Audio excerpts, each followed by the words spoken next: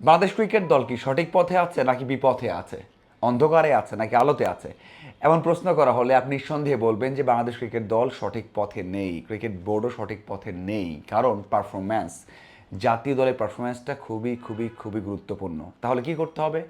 এমন প্রশ্ন করা হলে আপনি বলবেন ভাই ক্যাপ্টেন চেঞ্জ করতে হবে, প্লেয়ার চেঞ্জ করতে হবে, নির্বাচক চেঞ্জ করতে হবে, বোর্ডে চেঞ্জ করতে হবে, স্ট্রাকচার চেঞ্জ করতে হবে, অনেক কিছুই আসতে পারে।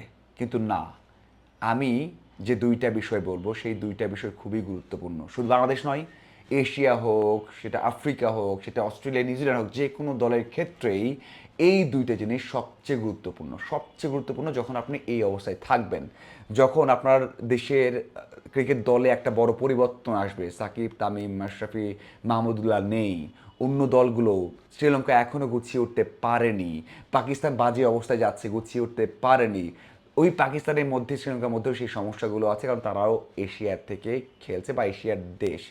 এই দুইটা বিষয় হচ্ছে সবচেয়ে গুরুত্বপূর্ণ বিষয়।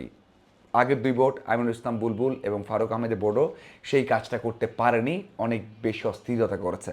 কি সেই দুইটা কাজ জানেন? সেই দুইটা কাজ হচ্ছে পেশেন্স এবং ব্যাক করা, মানে ধৈর্য এবং ক্রিকেটারদের ব্যাক করা, ভরসা দেয়া। সেই দুইটা কাজ গত 1.5 বছর, 2 বছর অথবা 2.5 বছর হয়নি। এই জন্য এই দলটা, যে দলটা এখন আছে, সেই দলটা হয়তো বা আরেকটু ভালো করতে পারতো, এমনটা নয় খুব ভালো করতে পারতো, কিন্তু একটা ভালো পথে থাকতো, আলোর পথে থাকতো, সঠিক পথে থাকতো। সেটা নেই, একেবারে নেই, অন্ধকারে আছে। যদি এই 2.5 বছর সেই কাজটা করা যেত তাহলে কিন্তু ভালো হতো। দেখুন, সাকিব নেই, তামিম নেই, মাশরাফি নেই, মাহমুদুল্লাহ নেই, এই যে বড় একটা গ্যাপ, এই গ্যাপ কিন্তু আপনি সহজে পূরণ করতে পারবেন না, কিন্তু অস্থির হয়ে গিয়েছিলাম আমরা। এখনও সবশেষ যে মিরাজকে চেঞ্জ করা হয়েছে, এটা অস্থিরতা, ভালো সিদ্ধান্ত হয়নি, কোনোভাবে ভালো সিদ্ধান্ত হয়নি। ওই যে পেশেন্স, ধৈর্য, সেটা আমাদের নেই। সব ক্ষেত্রে একটা ধৈর্য দরকার এবং সেটা বোর্ডের বড় একটা ভূমিকা পালন করতে হবে। বোর্ডকেই দেখতে হয়। বোর্ড যদি চিন্তা করে সমালোচনা হচ্ছে, লিটন গেলের সমালোচনা হবে, শান্তকে বাদ দিতে হবে, ইয়াসির রাব্বিকে বাদ দিতে হয়, বাদ দিতে হবে সৈকতকে, মিরাজকে, যদি এইসব শুনে সিদ্ধান্ত নেওয়া হয় তাহলে কখনোই সঠিকভাবে থাকবে না। অনেক বড় একটা অস্থিরতা, কেউ কাউকে বিশ্বাস করতে পারে না এখন, কেউ দলের জন্য খেলে না এখন, দলই হয়ে উঠতে পারেনি। কারণ হচ্ছে ধৈর্য এবং সেই ব্যাকআপটা নেই। কে কাকে ব্যাকআপ দেয় বলতে পারবেন?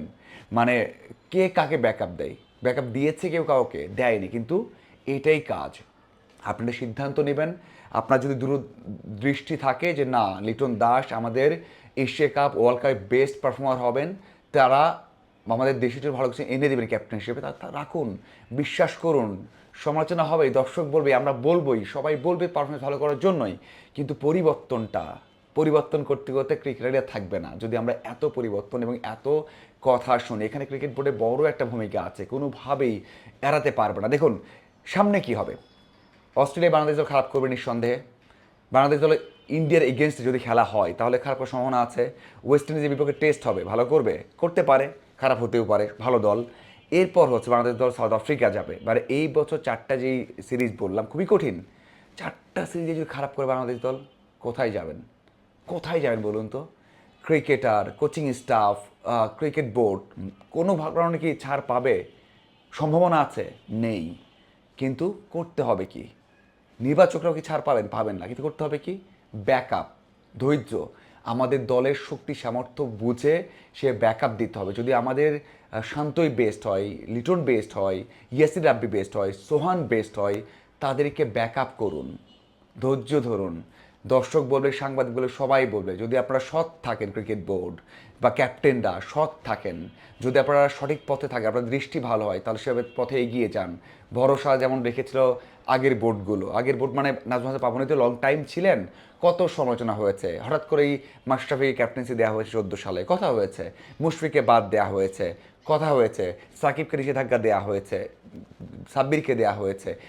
টেস্ট ক্যাপ্টেন, টেস্ট থেকে বাদ দেওয়া হয়েছে, সেখানে মুশফিককে উইকেট কিপিংতে বাদ দেওয়া হয়েছে। হাতুরু সিংকে নিয়ে সমালোচনা হয়েছে। তারপরে সেখানে নান্নুকে নিয়ে তোলপাড় হয়েছে, বাদ দিয়েছে। ফল এসেছে? এসেছে। ফল এসেছে, দলের চেইন অফ কমান্ড ছিল, চেইন অফ কমান্ড নিয়ে দল এগিয়ে গেছে, অন্য দলগুলো ভয় করেছে। ওই জিনিসটা তৈরি করতে হবে, আর সেজন্য অবশ্যই ধৈর্য দরকার। যদি একটা বছর একটা সেট আপ পাওয়া যায়, দল তৈরি হয়, তাহলে সেটাই হবে বাংলাদেশের কোর একটা টিম।